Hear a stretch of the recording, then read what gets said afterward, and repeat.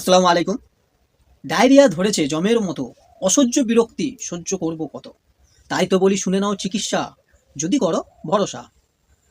আজকের এই ভিডিওতে ডায়রিয়ার কারণগুলি কি কি, কি কি কারণে ডায়রিয়া হতে পারে, ডায়রিয়ার চিকিৎসা আমরা কি নেব, এর লক্ষণগুলি কি কি এবং কি কি মেডিসিন নেওয়া যেতে পারে, সমস্ত তথ্য এই ভিডিওর মাধ্যমে তুলে ধরা হয়েছে। তো চলো শুরু করা যাক। প্রথমে আমরা জানবো ডায়রিয়ার কারণ কি কি। ডায়রিয়ার কারণ বিভিন্ন রকমের কারণে হতে পারে। ডায়রিয়ার প্রধান কারণ হচ্ছে বিভিন্ন ব্যাকটেরিয়া, ভাইরাস বা পরজীবী এর কারণে হতে পারে। সেগুলো কিভাবে বিভিন্ন খাবারের মাধ্যমে, পানীয় জলের মাধ্যমে আমাদের দেহে প্রবেশ করে। তার মধ্যে যেমন কিছু ব্যাকটেরিয়া, ভাইরাস বা পরজীবী নাম হচ্ছে ক্যাম্পফাইলোব্যাক্টার, ইকোলাই, স্যালমোনেলা, স্টেফাইলোকক্কাস আউরিয়া, এছাড়া সাইজিলা, বিভিন্ন রকম ব্যাকটেরিয়া ভাইরাসের কারণে হয়ে থাকে। এগুলো কি হয় না, আমাদের দেহে বিভিন্ন খাবারের মাধ্যমে প্রবেশ করে অথবা বিভিন্ন পানীয় জল পান করার মাধ্যমে আমাদের দেহে প্রবেশ করে থাকে। এছাড়া কি কারণে হতে পারে, খাদ্য অসহিষ্ণুতা।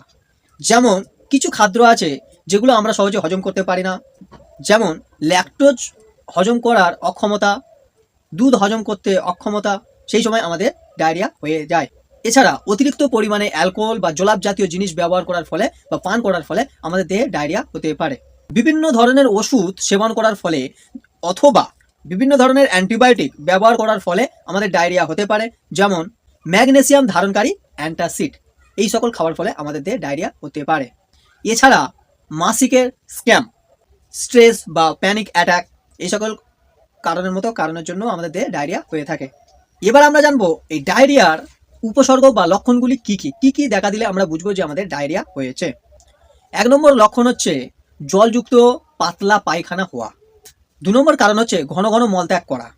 3 নম্বর কারণ হচ্ছে পেটে ক্র্যাম্পিং বা পেইন অথবা পেটে ব্যথা হওয়া, বমি বমি ভাব হওয়া বা বমি হওয়া, এছাড়া পেট ফুলে যাওয়া, এই সকল লক্ষণগুলি দেখা দিতে পারে। এছাড়া কি লক্ষণ দেখা দিতে পারে না, আমাদের দেহে জ্বর আসতে পারে 102 ডিগ্রি ফারেনহাইট পর্যন্ত। এর সাথে সাথে কি হয় না, আমাদের পায়খানার সঙ্গে রক্ত বা রক্তযুক্ত পায়খানা হতে পারে। এইগুলো গেল ডায়রিয়ার লক্ষণ বা উপসর্গ। এবার আমরা দেখব এই ডায়রিয়ার চিকিৎসা কি, ঘরোয়া পদ্ধতিতে কিভাবে আমরা এটাকে স্বাভাবিক কন্ট্রোলে আনতে পারি। সাধারণত ডায়রিয়া 2 থেকে 3 দিনের ভিতরে স্থায়ী থাকে এবং এগুলো 2 থেকে 3 দিনের ভিতরে সেরে যায়। যদি তার বেশি সময় থাকে, এছাড়া তার সাথে সাথে যদি 102 ডিগ্রি ফারেনহাইট জ্বর থাকে, মলের সঙ্গে যদি রক্ত নির্গত হয় বা কালো মলত্যাগ হয়, এছাড়া যদি পেটে ব্যথা হতে থাকে, বমি হতে থাকে, এই সকল লক্ষণগুলো যদি কন্টিনিউ দেখা দিতে থাকে, তাহলে তোমাদেরকে একটা বিশেষ ডাক্তারের পরামর্শ নিতে হবে এবং সেই ডাক্তারের পরামর্শ অনুযায়ী তোমাদেরকে মেডিসিন সেবন করতে হবে। এবার কিছু জিনিস বলা যাক যেগুলো ঘরোয়া পদ্ধতিতে ডায়রিয়াকে নিয়ন্ত্রণ করতে পারবে। এই ডায়রিয়া অবস্থায় তোমরা কি কি খেতে পারবে না বা কি কি এড়িয়ে চলবে সেগুলো এখন জানা যাক। সাধারণত দুধ জাতীয় জিনিস তোমাদের এই ডায়রিয়া অবস্থায় খাওয়া যাবে না। তার সাথে সাথে বিভিন্ন চর্বি জাতীয় জিনিস, তেলে ভাজা জাতীয় জিনিস টোটালি খাওয়া যাবে না। এছাড়া উচ্চ আঁশযুক্ত বা খুব মিষ্টি জাতীয় খাবার এই সময় খাওয়া যাবে না, কারণ এটা ডায়রিয়া বেরিয়ে দিতে পারে। এই সময় ক্যাফেইন এবং অ্যালকোহল পান করা থেকে বিরত থাকতে হবে এবং এগুলো এড়িয়ে চলতে হবে। ডায়রিয়ার কারণে আমাদের দেহ ডিহাইড্রেশন হয়ে পড়ে, অর্থাৎ দেহের জলের পরিমাণটা অনেকটা কমে যায়, জল শূন্য হয়ে পড়ে। এই জন্য আমাদের কি প্রয়োজন না, আমাদের তরল জাতীয় পানি বা তরল জাতীয় জিনিস পান করতে হবে। তার মধ্যে সোডিয়াম এবং চিনি জল পান করতে হবে, কারণ সোডিয়াম আমাদের দেহে ডিহাইড্রেশনের পরিমাণটা অনেকটা কমিয়ে দেয়। এই জন্য আমাদের সোডিয়ামযুক্ত জল পান করতে হবে এবং যেটাকে আমরা ওআরএস বলে থাকি, এই ওআরএসও আমাদের এই সময় পান করতে হবে, কারণ এটা আমাদের দেহে ডিহাইড্রেশনটাকে কমিয়ে দেয়। এছাড়া কি এড়িয়ে চলতে হবে না, আপেলের রস, আঙ্গুরের রস, সোডা জাতীয় উচ্চ চিনিযুক্ত বা মিষ্টিযুক্ত পানীয় দ্রবণ এই সময় এড়িয়ে চলতে হবে, কারণ এটা আরও ডায়রিয়াকে আমাদের দেহে বাড়িয়ে তুলতে পারে।